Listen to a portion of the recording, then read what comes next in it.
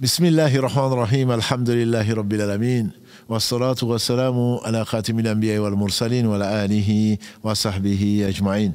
Je commence donc par le nom du majestueux, Allah, le seul digne d'adoration. Et je lui demande de prier, de bénir le meilleur des hommes, Mohammed, sa famille, ses compagnons, tous ceux qui les auront suivis dans le droit chemin et nous fassent l'honneur d'en faire partie. Donc le jeûne moyen indiqué par Allah subhanahu wa ta'ala, celui qui sait tout, et qui nous dit de jeûner comme le prédécesseur a fait qu'on atteigne la piété, verset 183 de la sourate donc Al-Baqarah. Aujourd'hui, on va voir le verset 185 de la sourate Al-Baqarah, dans la mesure où Allah dit « Shahru Ramadan alladhi unzila fihi al-Qur'an, hudan linnas wa bayinati min al-huda wal-furqan » C'est pendant le mois de Ramadan que Allah a fait descendre le Coran. C'est pendant le mois de Ramadan qu'Allah a fait descendre le Coran. Et pourquoi? Comme guidé pour les gens. Celui qui est présent dans ce mois-là, qu'il jeûne. Donc Ramadan, c'est le 9e mois lunaire. Entre Sha'ban, 8e, et donc Shawwal, le 10e. Et après le dernier mois sacré, qui est le 7e, donc qui est Rajab.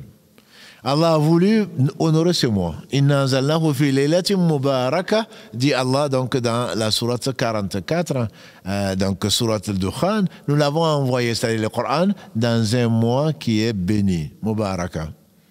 Et Allah dit dans la sourate 97, Inna anzalnahu fi laylatil qadr, on l'a fait descendre dans la nuit, donc béni, ou la nuit de la grandeur, la nuit de la détermination, la nuit donc du destin, comme on l'appelle. Ceci, c'était pendant le mois de Ramadan, comme ceci a été confirmé par différentes sources. Donc, Allah a envoyé le Coran pendant le mois de Ramadan. Le Ramadan n'est pas caractérisé seulement par ça. Allah a envoyé les feuilles de Ibrahim, alayhi salatu salam, d'après Wathiqa, hadith rapporté par l'imam Ahmad, qu'Allah fasse miséricorde, c'est un bon hadith. Wathiqa, il dit donc que le prophète sallam a dit, Allah a envoyé les feuilles donné à Ibrahim la première nuit de Ramadan.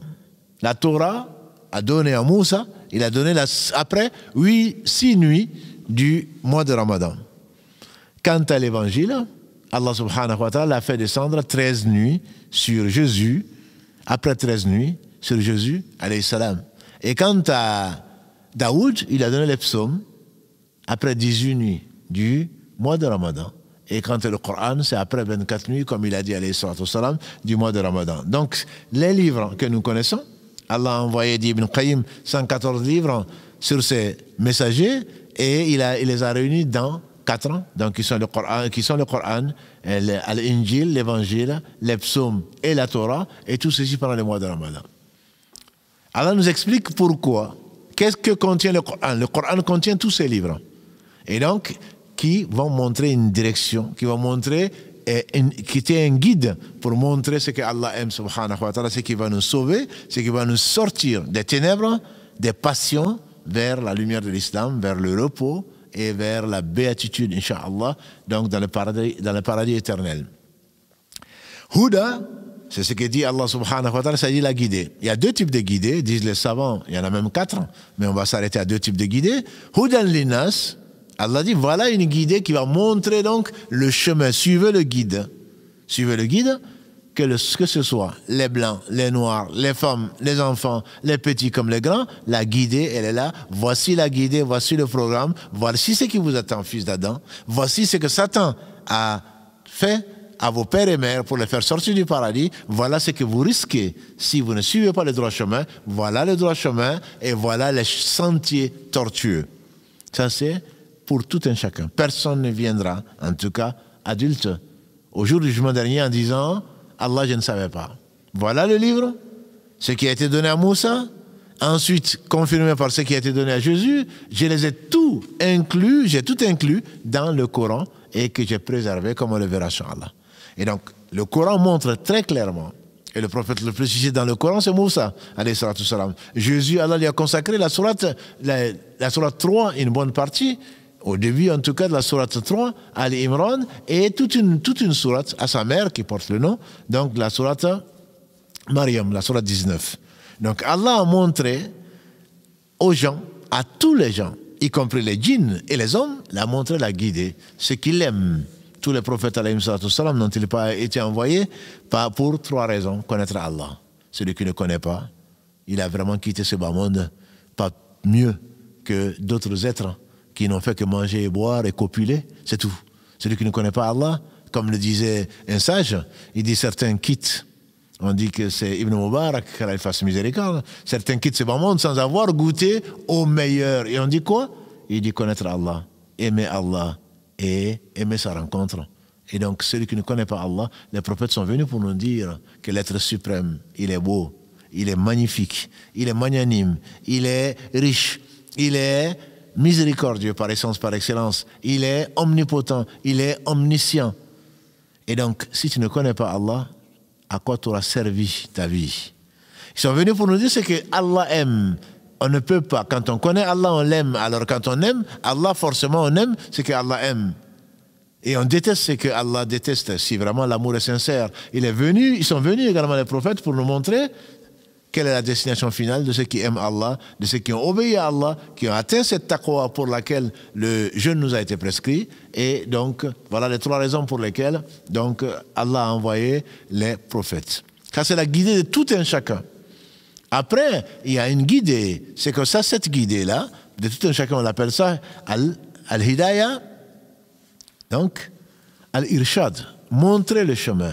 Quant à hidayah tawfiq, la deuxième catégorie, c'est Allah qui donne la foi à qui il veut pour le montrer le chemin, pour le faire suivre le chemin jusqu'à la mort. Ihdina siratal mustaqim, guide-nous dans le chemin droit. Siratal ladina an'amta alayhim, le chemin de ceux que tu as agréés.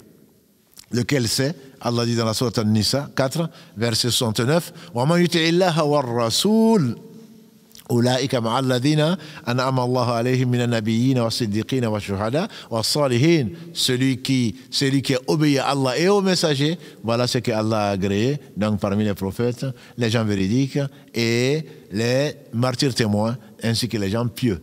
Qu'Allah nous compte parmi l'une de ces 4 catégories, les 3 catégories, puisqu'il y a plus de prophètes, et que Dieu les bénisse tous. Donc c'est pendant le mois de Ramadan et pas en dehors. Et Allah dit celui qui est présent ce mois-là, c'est-à-dire qui voit le croissant lunaire, celui-là, il doit jeûner. Ça aurait posé problème, sauf que notre Seigneur est miséricordieux. Et il rajoute, celui qui est malade ou en voyage, il peut le reporter. Il est généreux, subhanahu wa ta'ala. Il peut le reporter, comme pour confirmer que les gens ne comprennent pas que maintenant tout le monde doit jeûner. Le malade, celui qui est en voyage, non. Allah est miséricordieux et d'ailleurs il précise, donc Allah vous veut la facilité et il ne vous veut pas la difficulté.